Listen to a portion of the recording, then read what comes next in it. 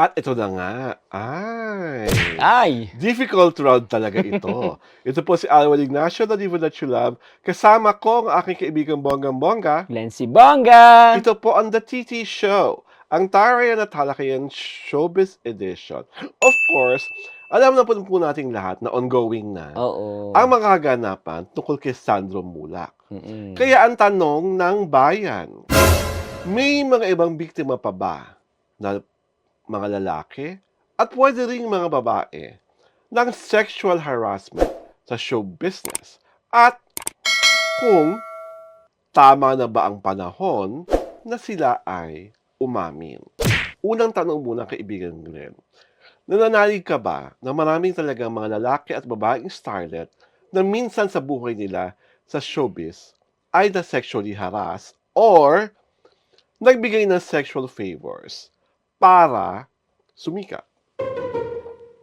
Siyempre nasa showbiz na tayo, 'di ba? Mm. So, ako hindi ko personal na nasaksihan, 'di ba? Pero marami kasing nagsasabi, may mga istorya, 'di ba, na umiikot sa ating industriya na Mm. lalo na sa mga press people na meron talaga na Meron nangyayaring sexual favors, sexual yung favors gano'n. kapalit ng Oo. bonggang karera. Oo, na may mga gano'n talaga. Yung iba hindi na nagko-complain kasi yun yung ano, yun yung ang winish talaga nila ay magkaroon ng magandang career na naibibigay naman sa kanila, 'di Mhm. ba? So, ah, para sa kanila hindi harassment yun.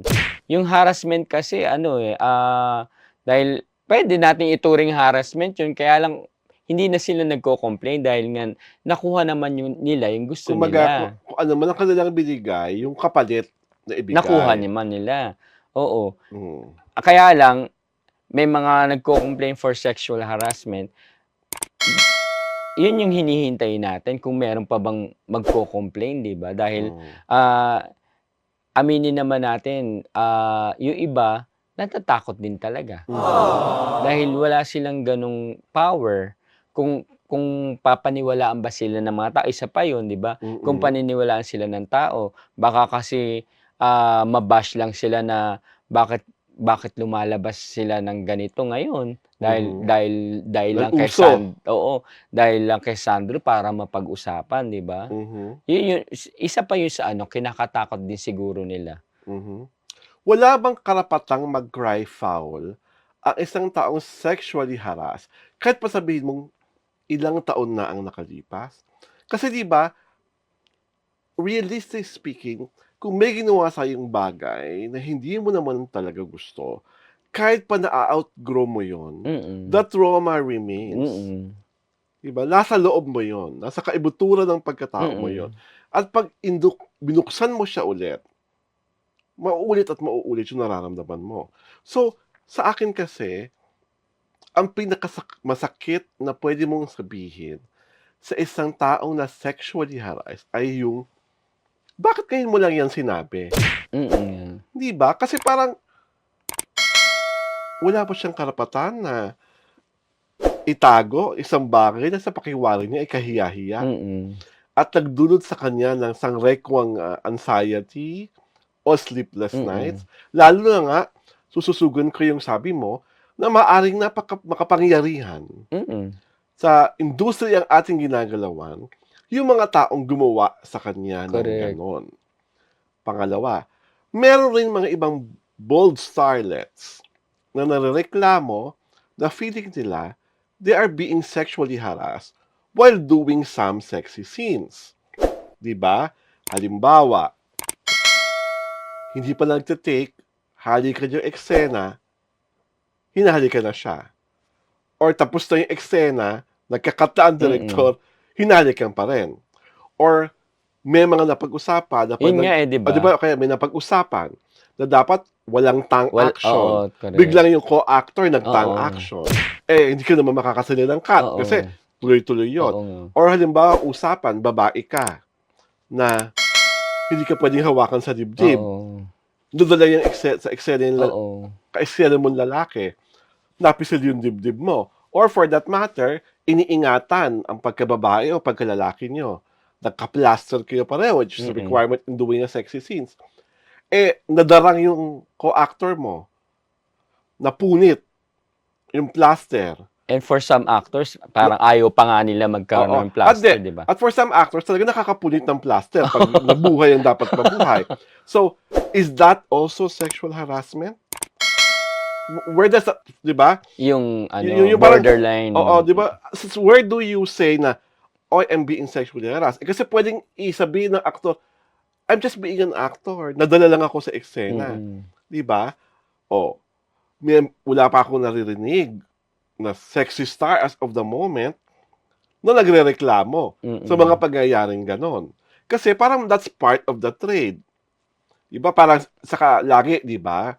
Pag bold actor or bold actress ka, ba't ka nagmamalinis? Ba't ka umaayos ka ng sexual harassment? Alam mo naman, kasama ka sa trabaho mo na cinematic ang pakikipagtalik. Di ba? Saka minsan talaga, aminin na natin, lalo na sa ganon, may kusang galaw ang katawan ng tao na natural. Di ba? Na hindi mo minsan sinasadya. Di ba? Diba sa kakatakot sa'yo, imagine mo, kung yung lalaking ayaw magpa-plaster, tapos nabuhay ang bangkay. Di ba? Mas ano yon. So, again, yung mga ganung bagay ba, sexual harassment? Or, dapat bilang babaeng actress, dapat kang matuwa kasi na-Elia sa'yo yung ombre. Di ba? At saka, sexual harassment din ba matatawag yung halimbawa na pag-usapan nyo ng direktor na ganito lang yung kukuhanan, walang exposure na ganito, matatawag mo rin kayang sexual harassment Or yung kung ganon? nag-usap kayo ng director na ganito lang ang dapat pakita, tapos lumabas sa screen sobra. Oo nga. Diba? Again, is that sexual harassment? Oo nga. So siguro kailangan may abogado ako bilang katabi para paliwanag sa amin what constitutes sexual harassment. At again, kung lalaki naman ang involved, kailan siya nagiging sexual harassment? Pag nag-no? Wag po. Tito, wag po. Or, lalo na, ang anatomy ng lalaki, the moment na galit ang dapat magalit, mahirap nang mag-no. Diba? So, ang papalusutin, sasabihin ng mga aggressors mo, ititigasan naman siya eh. Diba? Umabot pa nga siya sa rurok. So, paano mo hasabing sexual harassment yun? Nag-consent siya. Diba? Kasi pwedeng, kung ayaw mo talaga, isusubo ang pagkalalaki mo, bago pa masubo, pwede mo nang sapakin eh. Pwede mo nang tadyakan, diba? Kahit pag gaano ka kalango, or ako talagang ayaw mo, diba?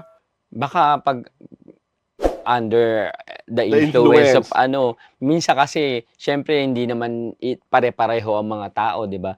Baka sobrang gulapay na yung iba, 'di ba? Hindi mo rin masabi, 'di ba? Paano pag hindi ka gulapay? Ayun nga. 'Di ba? Parang kung ayaw mo talaga, hindi mangyayari.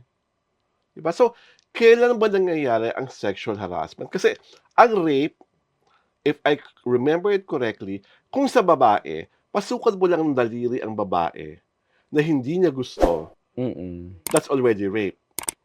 Diba? Sa bagong rape law, hindi lang parang hindi lang pagkalalaki ang papasok.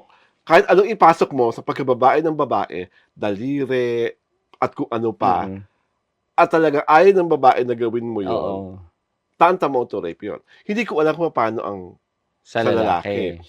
What constitute para sabihin ang isang lalaki ay ginagahasa ng isang babae o ginagahasa ng isang lalaki. Ng kapwa niya lalaki. So, sa kasi akin... hindi mo sabi kung hinipuan ka lang ba, ano na yun, di ba? Rape na ba yun? Oo nga. Diba? So, sa amin, kung may mga maglalakas loob pa na umamin that they are sexually harassed, sa akin po, personal opinion, sige po. Karapatan nyo yan. At sana, wag naman nating tuligsain. At maliitin pa yung pag-amin ng mga ito sa katotohanan ang tagal-tagal na lang kinimkim at itinago. Saka feeling ko naman, hindi naman sila magsasalita ng ganun kung alam naman nilang itotodong nila, 'di ba? Ikakasira na lang talaga. Parang ang hirap mag-imbento ng ganyang kwento. Lalo na kung ilang panahon na ang nakalipas. Mm. Diba? So, sa mga-aanim, aabangan na lang namin po ang susunod yung kabanata at inyong pag-amin. At we are supporting you. Kami po dito sa Titi Show ay sumusuporta sa laban nyong yan. Kaya, inaanyahan po namin lahat na patuloy na mag-subscribe sa Titi Show at kami ay inyong mapapanood sa aming YouTube channel sa Diaryo Tirada. At syempre pa, sa paghahalin namin sa Facebook page na Diaryo Tirada pa rin.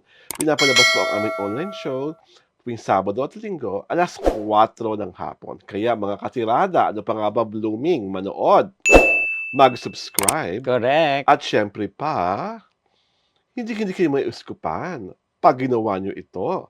Ito po si Alwad Ignacio, the diva that you love. Kasama ko ang aking kaibigang bonggang-bongga. Glency Bongga. Ito po ang The Titi Show, ang taray at talakayan showbiz edition. Magandang linggo po sa ating Yes. lahat. Happy Sunday. Happy Bye-bye po. Sunday. Salamat sa panonood. Thank you.